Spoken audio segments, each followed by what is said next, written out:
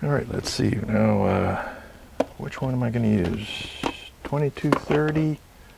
Oh man, we're using pistols, not rifles, you moron. Let's see. 335. No. Huh. Accurate arms number 7. That's a possibility. Ah, there we go. Power pistol. Here's another possibility. What else do we have? Blue dot. Another contender. Very good contender at that. Yes, tight group is okay. My favorite, number 9. Wrong burn rate for this caliber, so we're gonna have to let you sit on the side there, big guy. Let's see what. Oh, hey everybody, Desert Gold, how you doing? I thought I'd put a little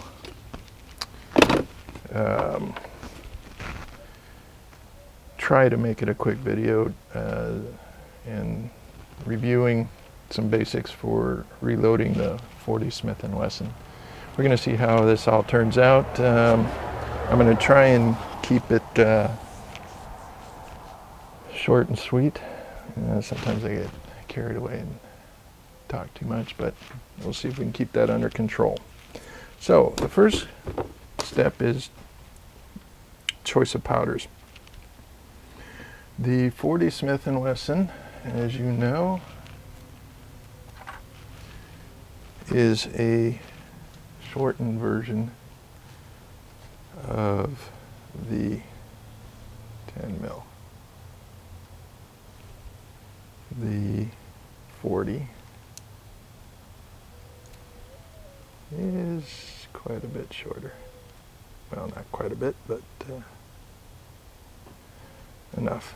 Other than that, they're the same caliber, or diameter, I should say. So, that being said, the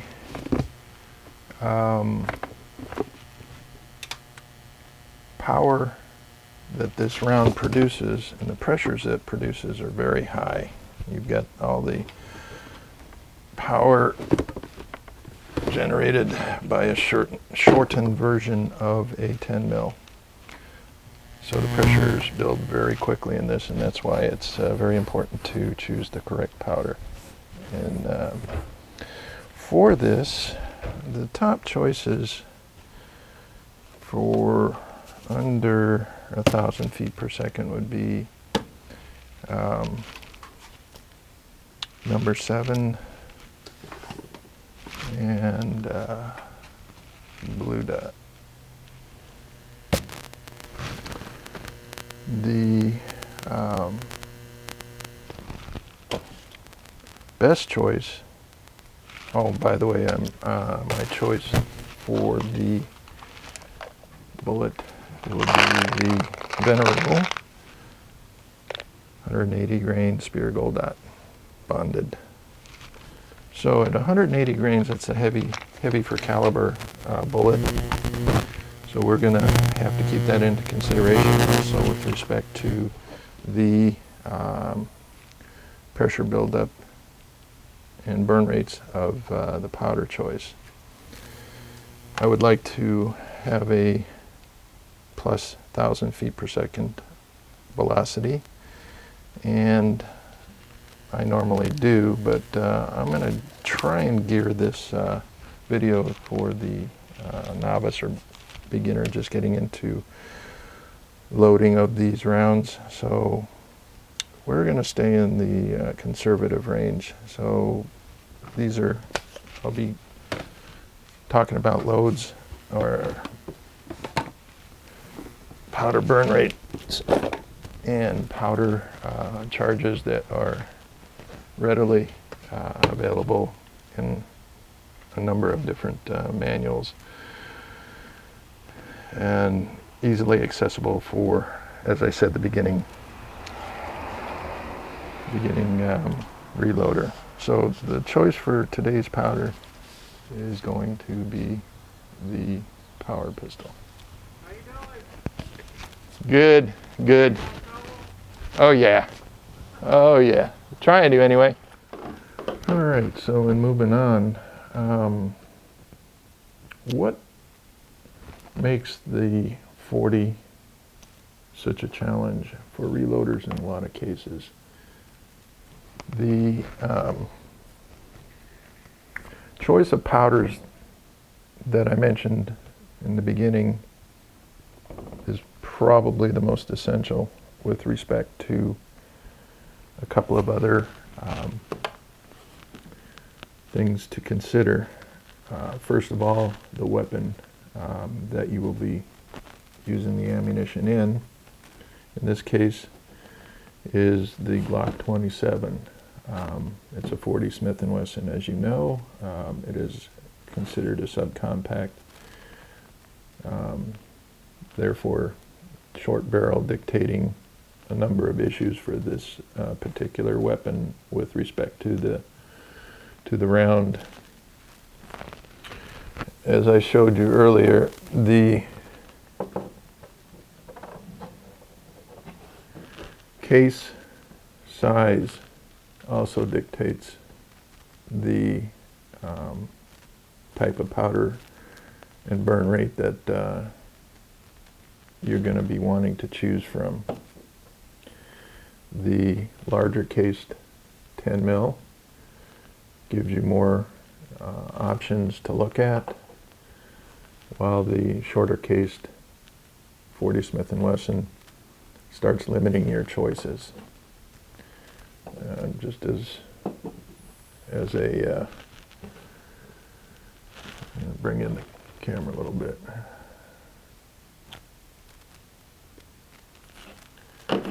The 10 mil and the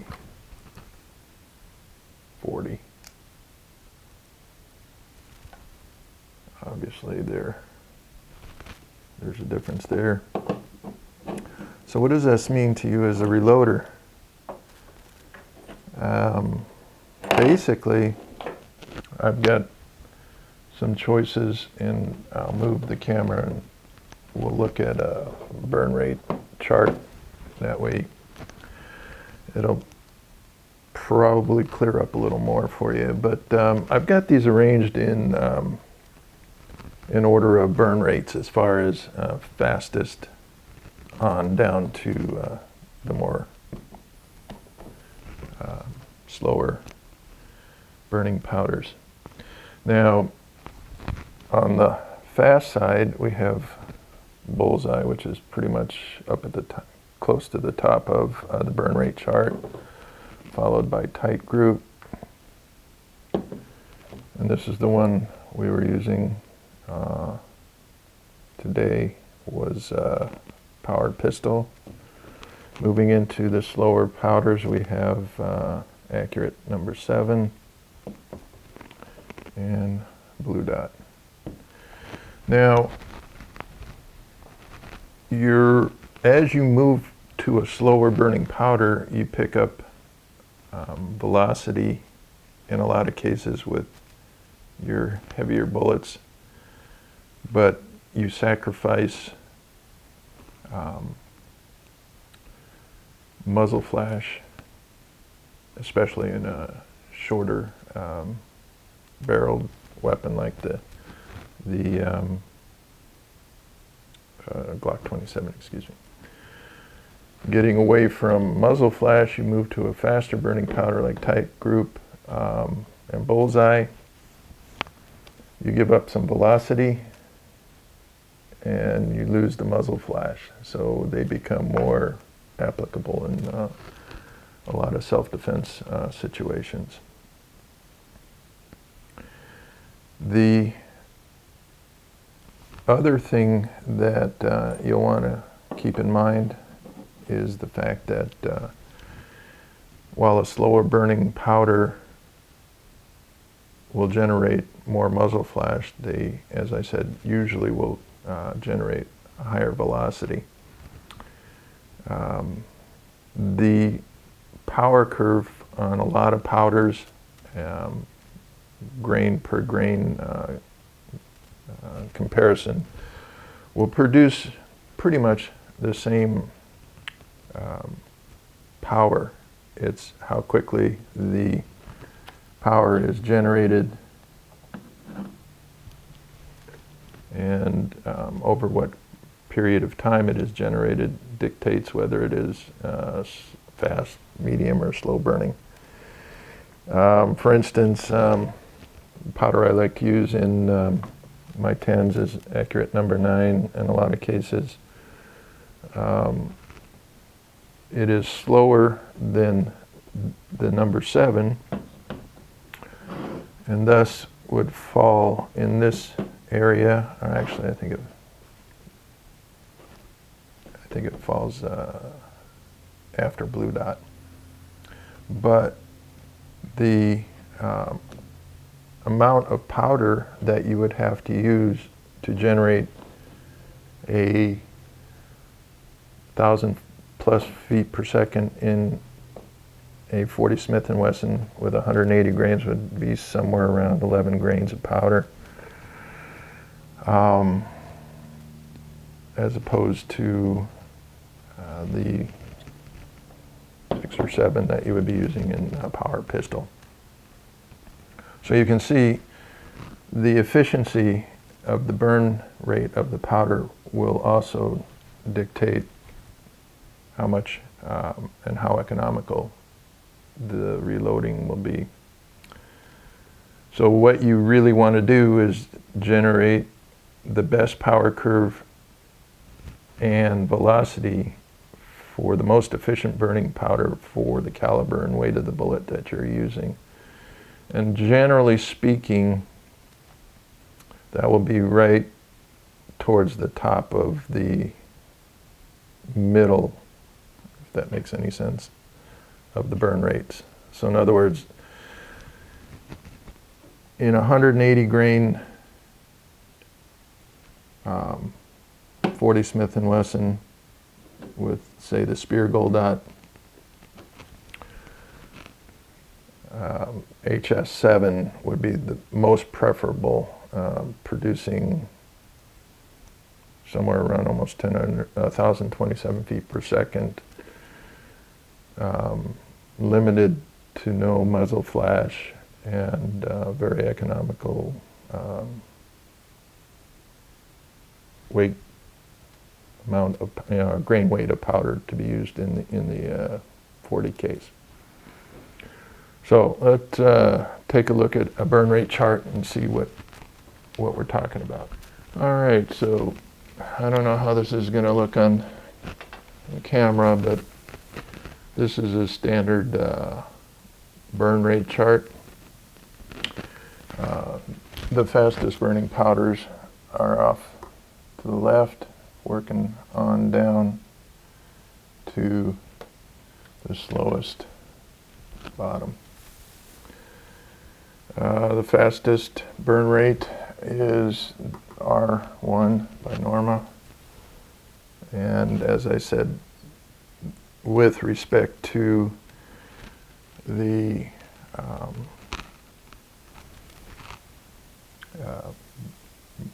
fastest or a very accurate and powerful load for this 180 grain Spear Gold Dot in the 40 Smith & Wesson is your HS7, which is right there, and at 8.9 grains of that powder will produce somewhere around almost 1,030 feet per second. I have to recant my statement on muzzle flash, being that it is a, as you can see in the middle there's blue dot, and we all know blue dot has a very nice vibrant muzzle flash. HS7 is going to fall in that category also. So as we get into the faster burning powders, we lose the muzzle flash. Here's tight group. Here's bullseye at number 6. So these aren't going to produce the muzzle flash, but with respect to bullseye, 5.6 grains of bullseye is only going to be producing about 920 feet per second. And tight group with 4.7 is going to be about 915 feet per second. So you're seeing, less powder in the case producing reasonable velocities for this bullet weight without the muzzle flash would be very applicable, as I said, in a self-defense situation.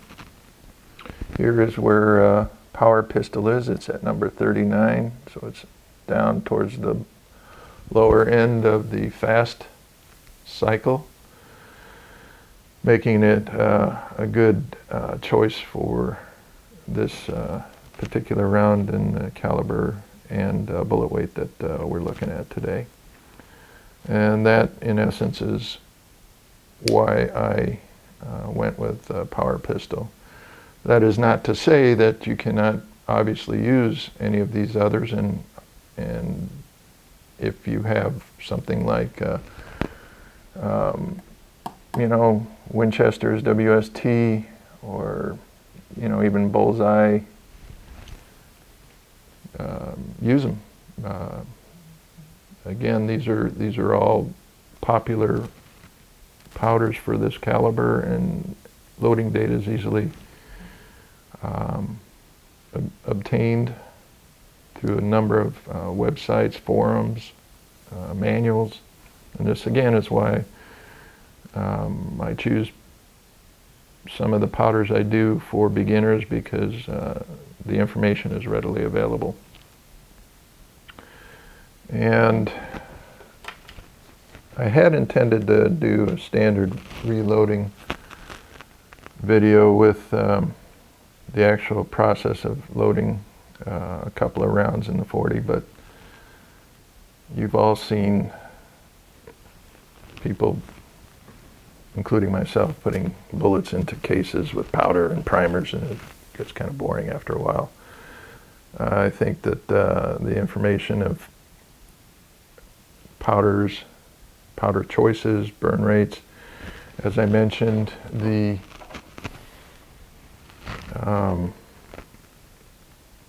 attention to detail on your case web, monitoring for stress points, looking at fired primers, making sure that the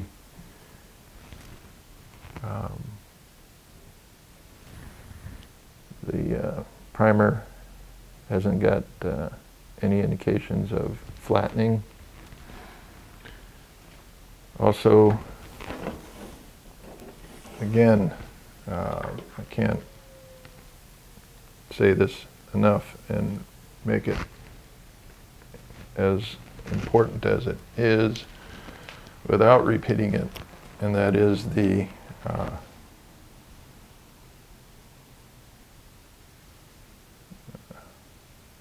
I'm going to get this backed out here. All right, let me just repeat one very important part, and that is the case wall crimping on a straight wall case. Again, I can't emphasize this enough, how important it is. You'll see on this 10, one of my loads, that there is no crimp. You can see the actual case wall all the way around. And here's a factory Magtech 40 Smith & Wesson. You can see no crimp. You can feel the case wall. This is very important, that you can feel that case wall, and it's not rolled in via a crimp.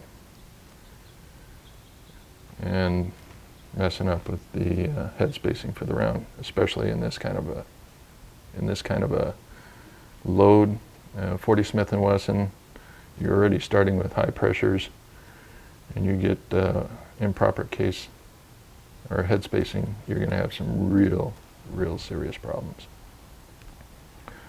So rather than deal with the boredom of running you through the process of actually loading, putting a bullet in a case with powder, I think that it's more important to address the concerns of proper powder choices, bullet weight, applications as to what guns you'll be firing the rounds out of, and getting them all blended together for the most accurate and most powerful round that you can come up with. Desert Gold out.